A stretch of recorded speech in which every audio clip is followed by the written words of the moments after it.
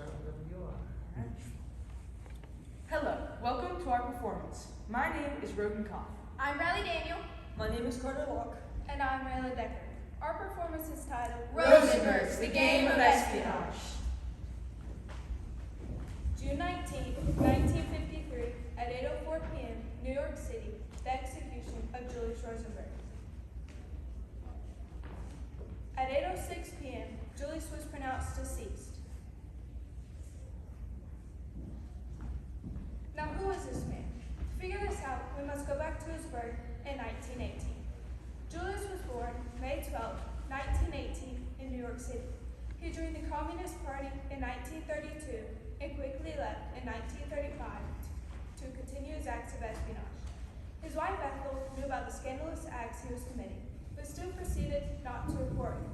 Theories have been said that if it wasn't for her illness, she would have helped too, but there is no way to be certain.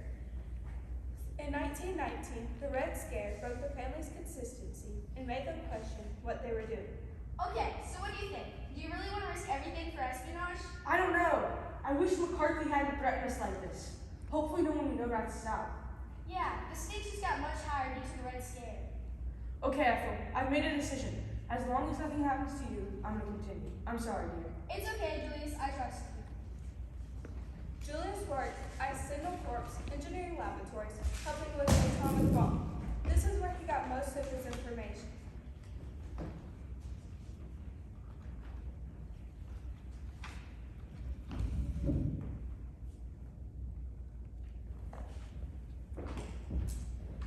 Good work today, everyone. Go home and get some rest. I'll see you all tomorrow. Little did they know that the last thing that Julius was doing was going home. He was one of the best thieves in the world. He had to be responsible and be very cautious. He was slick, sly, and undetectable. His job to steal secrets about the atomic bomb and pass them on to the Russian government.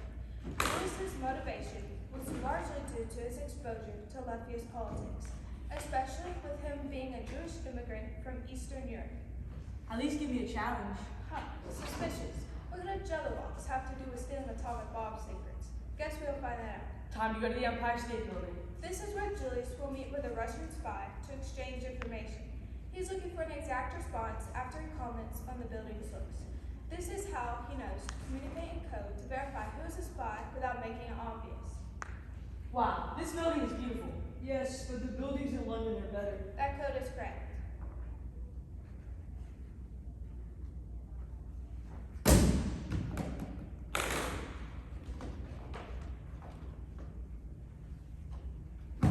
Throughout the years of lies and deception between the Rosenberg family, the government had begun to catch on to the espionage being committed. They found a man by the name Harry Gold, who they thought was involved in sharing secrets. Throughout further investigation, they found a man by the name David Greenglass, also known as Ethel's brother. This is what the attorney got out of the case. Okay, officer. In conclusion, Mr. Greenglass told me that his sister Ethel and her husband Julius were both part of the Communist Party. He also informed me that Julius was the man on the inside, and he foiled lots of the government's plans for the atomic bomb. Due to him being a U.S. citizen and still giving away confidential information, we must obtain him before more are sent to shared. Can you bring him to custody? Yes, sir. Back at home, Ethel is waiting for Julius's arrival.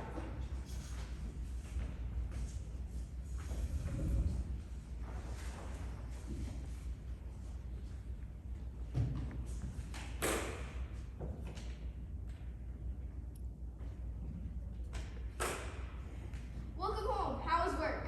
It was good. I passed some information Russia. Where are the kids? Great, honey. Hopefully that helps our homeland. The communists must win the war. The boys are upstairs playing. Did you have any trouble? Nope, just the usual. Wow, I'm starving. Dinner will be ready in 10 minutes. You're gonna need your protein after the day nap. Are you alright, sweetie? I can see your sickness is getting worse. Yes, but Okay, Ethel, listen. Whoever's at that door, and whatever happens, you know nothing. Now go out the files. I'll do the talking. Julius Rosenberg, you are under arrest for committing espionage. You have the right to remain silent. Anything you do and say can and will be used against you in a court of law.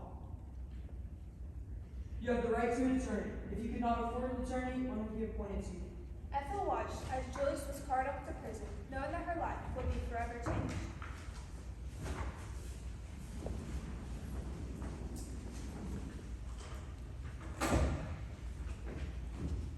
The year is now 1951, and Julius is currently on trial for committing espionage. He has a right to a fair trial, which he is trying to use now.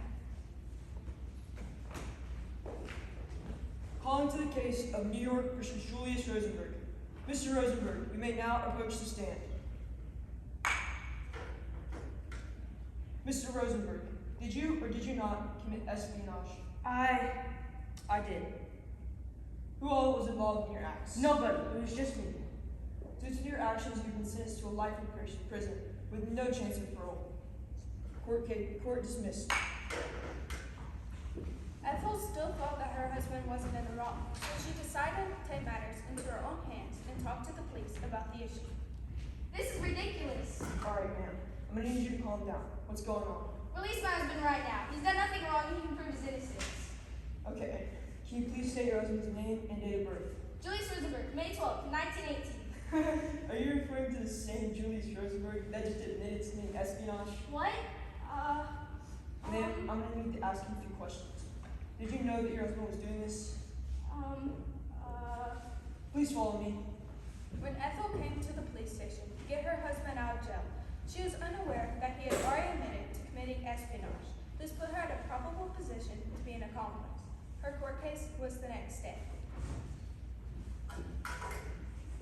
Calling to the case of New York versus Ethel Rosenberg. Mrs. Rosenberg, you may now approach the stand. Mrs. Rosenberg, did you know that your husband, Julius, was committing espionage? It's a yes or no question, ma'am. Remember your oath to tell the truth. I did, but Your excuses are irrelevant. You have the same sentence as your husband. Court dismissed. A life in prison they could handle, but due to the Espionage Act of 1917, they were both sentenced to the death penalty in the electric chair.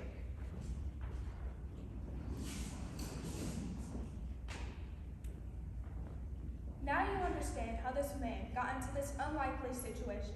However, what we did not show previously is how his wife did too. Due to them both being unwilling to share their findings, they were both sentenced to the same capital punishment. The Roseburgs had two innocent sons, Robert and Michael. At the time, Robert was 6 and Michael was 10. After the execution, they moved in with their aunt and changed their last name to Meeropol, so they would not be associated with their parents. The Roseburgs had many responsibilities as U.S. citizens, in which they would ignore if beneficial for their schemes. A few of those responsibilities include serving upon a jury when called upon, paying taxes, and participating in democratic procedures.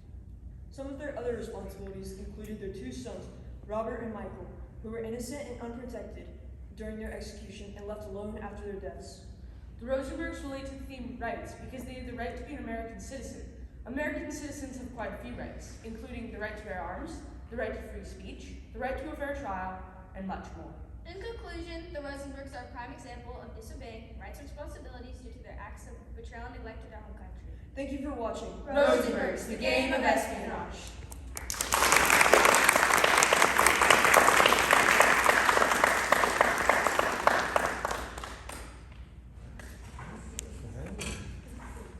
So what made you choose this particular subject in college? So during summer break, I got the chance to go to the National Spy Museum in Washington, D.C., and there was a section on the Rosenbergs, and that was when the new theme had just been released, and we were just like, that's a totally like perfect topic, and so we picked it, and it's gone great ever since. Okay. What made you pick performance to tell this specific story? Rogan's sister actually did a performance last year, and it got her all the way to nationals. So we thought, okay, well, we'll just do a performance. So we kind of talked about it, and everybody agreed. So we decided to do spies and a performance. Was there anything that surprised you when you were doing your research? one thing that surprised me a lot is when you're watching movies about spies or shows about spies and you see their whole, let's go to this meeting place and do this little thing so that we know we're spies. You think that that's fake, but that's actually how they used to do it and how they do it today. And I just found that very interesting because I thought that was completely fictional. With everything with the jello box and the, I don't know if y'all noticed, but Ethel's white gloves resembled Innocence back then. And she wore those to her court case to resemble that she was like innocent and had nothing to do with what had been going on with Julie's. Is there anything about your topic you'd like to tell us that we haven't asked directly about? I was gonna say that really Ethel, they thought that back then they thought that she was a part of the spying, but really she wasn't. She was, well, you really don't know, but we believe that she was innocent because she had a sickness and that's why she coughed so much. And yeah. Adding on to that, we went through all the court cases and the FBI files, and we found a lot on Julius Roseburg, and we also found David Greenglass's court case and how he basically sold out his sister, which Julius previously had been paying David to keep quiet, but right when everything started getting mixed up with the FBI and the FBI getting called on, he kind of ignored the money and was just like, okay, well, I don't want to be associated with this, so I'm just gonna go ahead and give them away. And one of the biggest reasons he did that, not only was he scared for his own life, but he also, like Ethel, nobody in her family liked her. She was the one who was kind of just in the background, nobody really cared for her, and he was her brother, and so he still had that kind of relationship with her, and so that's why he didn't hesitate to rat him out.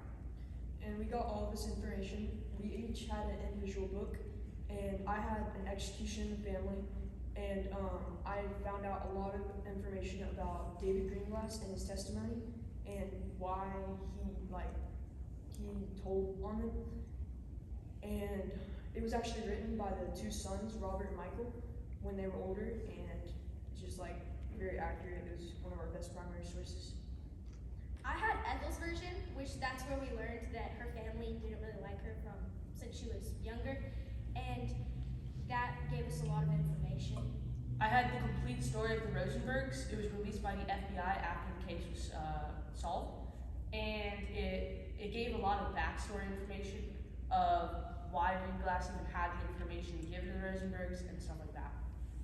I had the brother, and it told basically about Greenglass's backstory, and it also said things about the sons, and that's where we got how they changed their last names and how Ethel was wearing white gloves to her court cases, her execution, and to go talk to